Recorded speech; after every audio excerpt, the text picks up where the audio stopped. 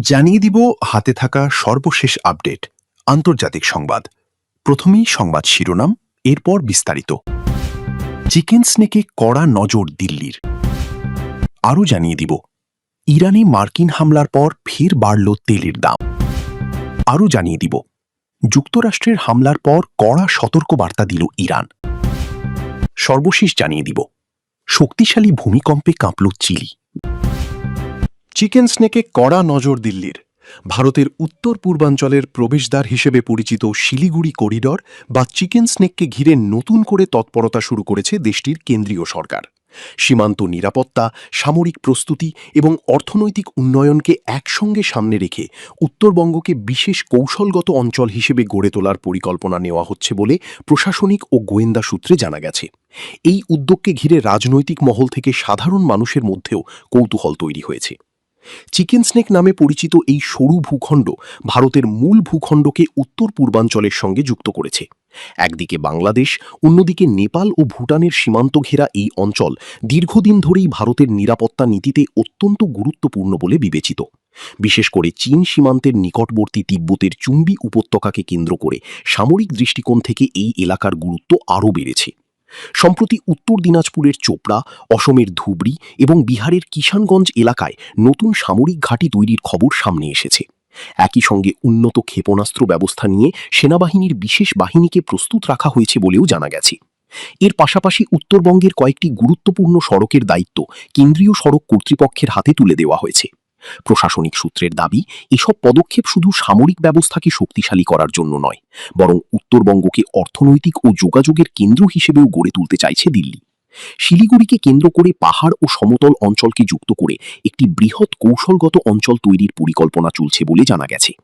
এই পরিকল্পনার আওতায় সীমান্তবর্তী সড়কগুলোকে 4 লেনে উন্নীত করা, বিকল্প পাহাড়ি রাস্তা তৈরি, বিমানবন্দর ও রেল অবকাঠামোর আধুনিকীকরণ এবং আন্তর্জাতিক বাণিজ্য বৃদ্ধির উদ্যোগ নেওয়া হচ্ছে। বিশেষজ্ঞদের মতে, এসব প্রকল্প বাস্তবায়িত হলে বাংলাদেশ, নেপাল ও ভুটানের সঙ্গে বাণিজ্য আরও বাড়বে। শিলিগুড়ি হয়ে উঠতে পারে বড় ধরনের পণ্য পরিবহন ও গুদামজাত কেন্দ্র। গোয়েন্দা মহলের একাংশ মনে করছে, শুধুমাত্র সামরিক শক্তি দিয়ে চিকেন স্নেকের নিরাপত্তা নিশ্চিত করা সম্ভব নয়। স্থানীয় মানুষের অর্থনৈতিক উন্নয়ন এবং অবকাঠামোগত পরিবর্তনও জরুরি। কারণ দীর্ঘদিন ধরে উত্তরবঙ্গের বিভিন্ন এলাকায় বঞ্চনা, অনুন্নয়ন এবং রাজনৈতিক অস্থিরতার অভিযোগ রয়েছে। সেই পরিস্থিতি বদলাতেই উন্নয়ন ও নিরাপত্তাকে একসঙ্গে সামনে আনছে কেন্দ্র। পরিকল্পনার অংশ হিসেবে উত্তরবঙ্গে চিকিৎসা, শিক্ষা ও শিল্প খাতেও বড় বিনিয়োগের প্রস্তুতি চলছে বলে জানা গেছে।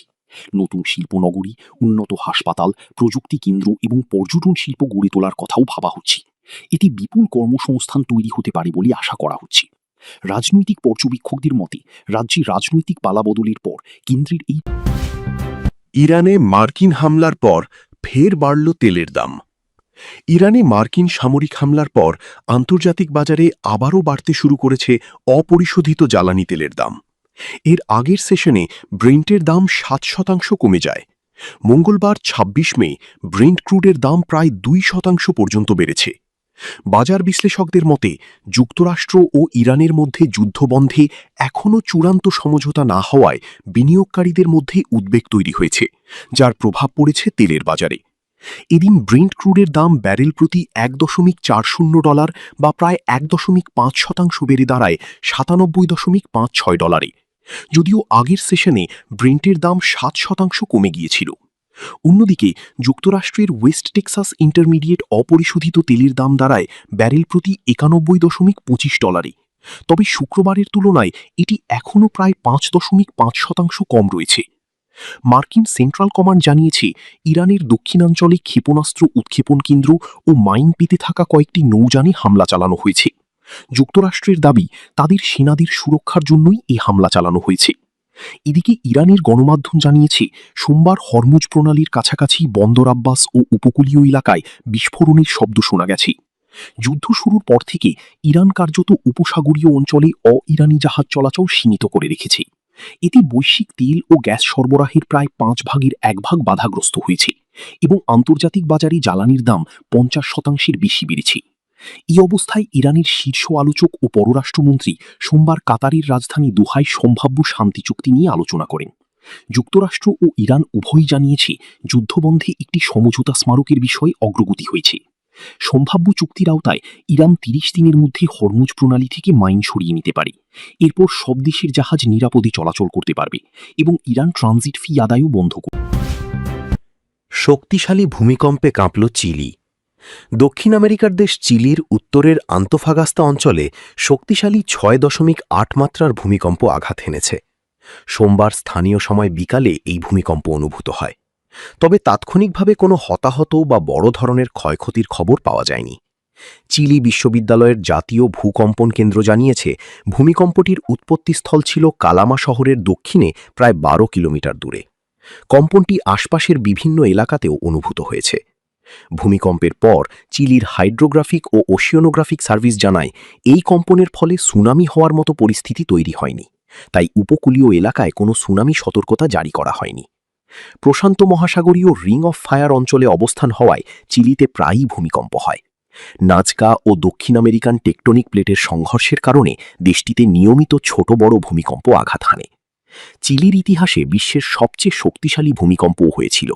১৯৬০ সালে ভালদিভিয়ায় ৯.৫ মাত্রার ভূমিকম্পে ২,০০০-এর বেশি মানুষ নিহত হন।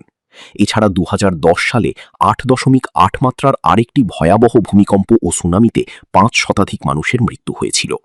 সূত্র আনাদোলু। চিলি ভূমিকম্প। ইরানের সঙ্গে চুক্তি বিষয়ে ৬ মুসলিম দেশকে কঠিন শর্ত দিলেন ট্রাম্প। ইরানের সঙ্গে সম্ভাব্য শান্তি চুক্তির আলোচনায় বিতর্কিত আব্রাহাম অ্যাকর্ডসের প্রসঙ্গ টেনেছেন মার্কিন প্রেসিডেন্ট ডোনাল্ড ট্রাম্প। ইরানের সঙ্গে একটি সমঝোতার মাধ্যমে মধ্যপ্রাচ্যের একটি জটিল সংকটের সমাধান করা হচ্ছে উল্লেখ করে তিনি বলেন, অন্তত ৬টি মুসলিম দেশের আব্রাহাম অ্যাকর্ডসে স্বাক্ষর করা উচিত। সোমবার ২৫ মে নিজের সামাজিক যোগাযোগ মাধ্যম ট্রুথ সোশ্যালে তিনি এই শর্তের কথা জানিয়েছেন। ট্রাম্প লিখেছেন, ইরানের সঙ্গে আলোচনা ইতিবাচকভাবে এগোচ্ছে। এটি সবার জন্যই একটি ভালো চুক্তি হবে, না হলে কোনো চুক্তিই হবে না। একই সঙ্গে হুঁশিয়ারি দিয়ে তিনি বলেন, যদি সমঝোতা না হয় তাহলে আগের চেয়ে আরও বড় ও শক্তিশালীভাবে যুদ্ধের পথে ভিড়তে হবে। এর আগে শনিবার ২৩ মে মধ্যপ্রাচ্য ও মুসলিম প্রধান ৮টি দেশের নেতাদের সঙ্গে আলোচনার সময় ট্রাম্প বলেন, ইরান যুদ্ধের মতো জটিল সংকটের সমাধানে যুক্তরাষ্ট্র যে ভূমিকা রেখেছে তার পরিপ্রেক্ষিতে এসব দেশের একযোগে আব্রাহাম অ্যাকর্ডসে স্বাক্ষর করা উচিত। তিনি বিশেষভাবে সৌদি আরব, কাতার, পাকিস্তান, তুরস্ক, মিশর ও জর্ডানের নাম উল্লেখ করেন। পাশাপাশি জানান, আরব আমিরাত ও বাহরাইন ইতোমধ্যে এই চুক্তির সদস্য। তবে দীর্ঘ ওই পোস্টে ট্রাম্প সরাসরি ইসরায়েলের নাম নেননি। ফলে তিনি প্রচলিত অর্থে আব্রাহাম অ্যাকর্ডসে যোগদানের কথা বলেছেন নাকি আরও বড় কোনো রাজনৈতিক উদ্যোগের ইঙ্গিত দিয়েছেন তা এখনও পরিষ্কার নয়। উল্লেখ্য, আব্রাহাম অ্যাকর্ডস হল ট্রাম্পের প্রথম মেয়াদে যুক্তরাষ্ট্রের মধ্যস্থতায় ইসরায়েলের সঙ্গে কয়েকটি আরব দেশের সম্পর্ক স্বাভাবিক করার চুক্তি। ট্রাম্প আরও বলেন, এটি সৌদি আরব ও কাতারের দ্রুত স্বাক্ষরের মধ্য দিয়ে শুরু হওয়া উচিত। এরপর অন্যান্য দেশগুলোরও এগিয়ে আসা উচিত। কেউ যদি এতে অংশ নিতে না চায় তাহলে সেটি খারাপ উদ্দেশ্যের ইঙ্গিত হতে পারে। তিনি যোগ করেন, এক বা দুটি দেশের অংশ না নেওয়ার যৌক্তিক কারণ থাকতে পারে, সেটি গ্রহণযোগ্য। তবে বেশিরভাগ দেশেরই প্রস্তুত, আগ্রহী ও সক্ষম থাকা উচিত, যাতে